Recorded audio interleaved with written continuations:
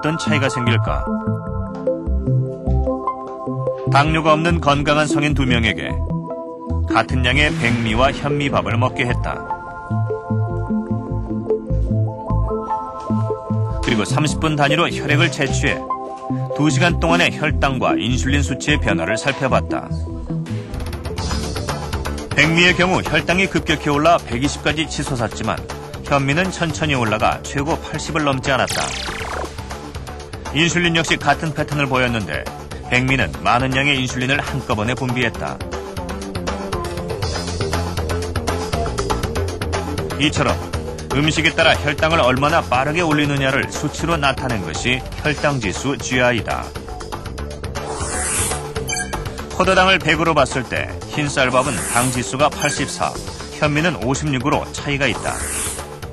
흰 밀가루로 만든 빵과 설탕, 콜라 등은 당지수가 높은 음식들이고 과일, 우유, 땅콩은 당지수가 낮은 식품에 속한다. 당지수가 높을수록 혈당을 빨리 올려 우리 몸에 부담을 주게 된다. GI 지수가 자꾸 높은 것을 선호하게 되다 보면 어떤 현상이 생기냐면 어떤 혈당 변화가 많아지게 되고 또 인슐린 요구량을 증가하면서 인슐린 저항성에 의한 어떤 병들을 유발할 수가 있고 또 이런 것을 지속해서 먹다 보면은 또 많이 먹을 수가 있습니다. 세정이 되기 때문에. 그래서 많은 열량을 먹을 수가 있어서 비만을 초래할 수 있는 그러한 현상을 나타낼 수가 있습니다. 하지만 당지수와 당도는 꼭 비례하진 않는다. 감자와 고구마의 당지수를 측정해보니 당도는 고구마가 감자보다 높지만 당지수는 훨씬 낮았다. 당도는 단맛에 대한 거지만 당지수라는 것은 그것이 얼마만큼 우리 몸에서 흡수가 돼서 당을 올리느냐거든요. 그래서 어떠한 단맛보다는 그 당에 같이 함유되어 있는 섬유질 이런 것의 성분에 따라서 달라지는 거지 당도에 따라 달라지는 건 아닙니다. 그래서 당도가 높더라도 당지수가 낮은 음식이 있고 당도가 낮더라도 당지수가 높은 그런 음식이 있는 거죠. 당지수가 혈당 관리에는 어떤 영향을 미칠까? 우리는 당뇨 환자 3명에게 연속 혈당 측정기를 장착해 혈당 변화를 살펴보기로 했다. 이렇게 해가지고 이렇게 들어가요. 연속 혈당 측정기는 5분마다 하루 288회의 혈당을 측정해 기록하는 최신 장비다. 첫날은 고탄수화물 시기. 하루 3끼를 우동 등 당지수가 높은 음식으로 먹었다. 둘째 날은 탄수화물의 비중을 줄이고 대신 단백질의 섭취량을 늘린 저탄수화물 식사를 했다. 당뇨 20년째인 안문희 씨. 그녀의 첫날 혈당 기록을 보자. 식사를 한 후 혈당이 300까지 가파르게 올라가 급하게 떨어지는 걸 볼 수 있다. 반면 둘째 날은 그래프의 기울기가 완만해졌고 최고 혈당도 200 정도로 낮아졌다. 두 그래프를 겹쳐보면 차이는 더 분명해진다. 저탄수화물 시기를 한 날은 혈당이 훨씬 안정된 모습이다. 다른 두 사람의 결과를 봐도 탄수화물이 당뇨 환자의 식이 조절에서 가장 중요한 요소임을 알 수 있다.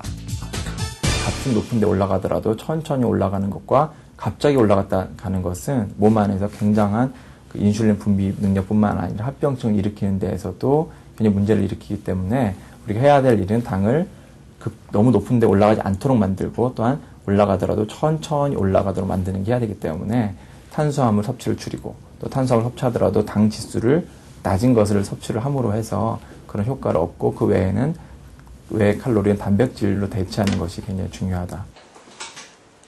한 병원의 수술실. 막힌 혈관을 뚫어주는 관상동맥 조형술이 진행 중이다. 며칠 전 가슴 통증으로 병원을 찾은 환자는 혈전으로 관상동맥 2개가 완전히 막혀 있었다. 수술은 와이어를 넣어 막힌 혈관을 찾아내고 스텐트, 일종의 철망을 삽입해 혈관을 확장시켜주는 것이다. 스텐트를 삽입하자 막혔던 혈관에 혈액이 흐르며 제 모습을 나타낸다. 이 환자는 과도한 탄수화물 섭취가 협심증의 주요 원인이었다. 간에 저장된 이 탄수화물이 쉽게 지방산으로 우리 몸에 나올 수 있고 그래서 중성지방이 높아지는 거거든요.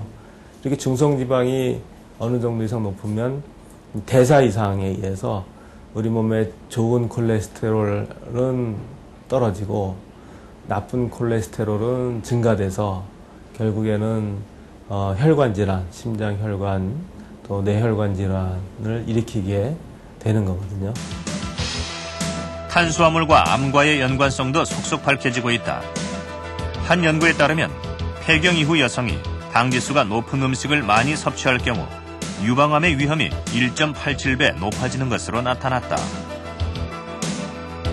탄수화물 중에서도 당화지수가 높은 식품의 경우에는 지금까지 보고된 연구 결과로 유방암, 대장암 또는 췌장암의 발생률을 높인다고 할 수 있겠습니다. 인슐린의 과다 분비로 인해서 암세포의 성장을 촉진시키고 특히 그 복부 비만, 체중 증가 등의 중년 여성에게서 나타날 수 있는 그 비만의 증가와 더불어 인슐린의 저항성도 일으킴으로써 암 발생을 높인다라고 할 수 있겠습니다.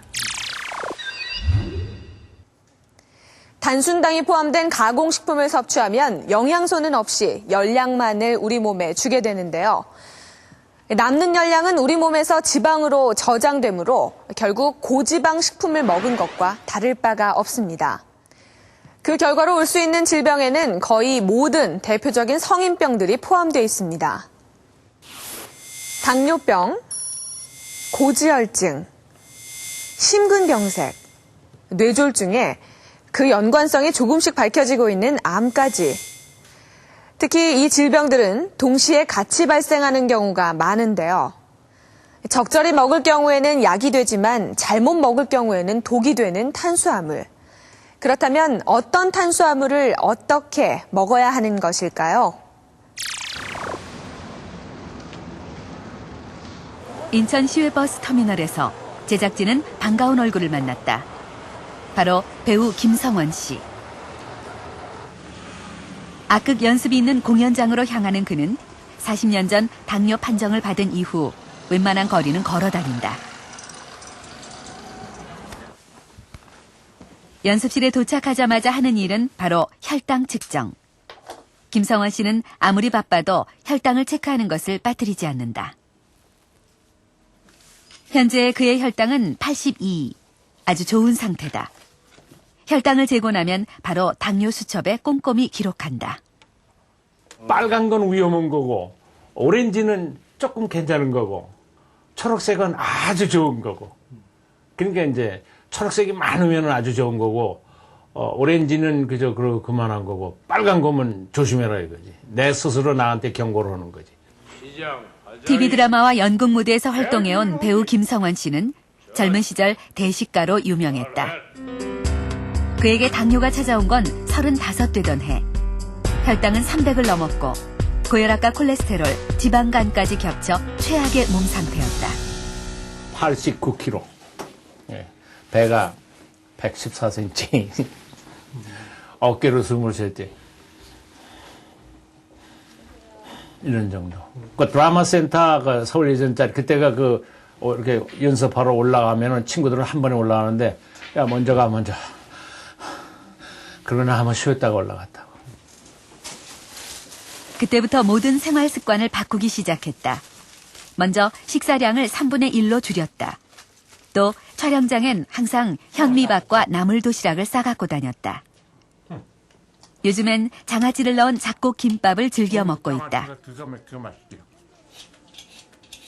간식도 채소와 과일로 대체했다. 철저한 식이 조절과 걷기를 통해 몸무게를 15kg 이상 감량했고 혈당은 물론 혈압까지 안정적으로 관리하고 있다. 저희가 3개월마다 관찰을 하는데 3개월마다 관찰할 때 계속 유지가 되고 있어요. 그러니까 아주 꾸준히 잘 되고 있다 그런 뜻으로 해석할 수가 있겠습니다. 70대 중반의 나이에도 2시간이 넘는 공연을 충분히 소화하고 있는 김성원 씨. 그는 식이 조절과 운동을 철저히 자신의 습관으로 만들어야 한다고 충고한다. 그래서 난 평생을 연습하는 사람이에요. 드라마에도 연습하고 당뇨 관리하는데도 연습하고 뭐든지 연습하면 안 되는 게 없어. 연습해가지고 완전히 내 역할로 만들면 되니까. 그러니까 혈압 조절이 되고 당뇨 조절이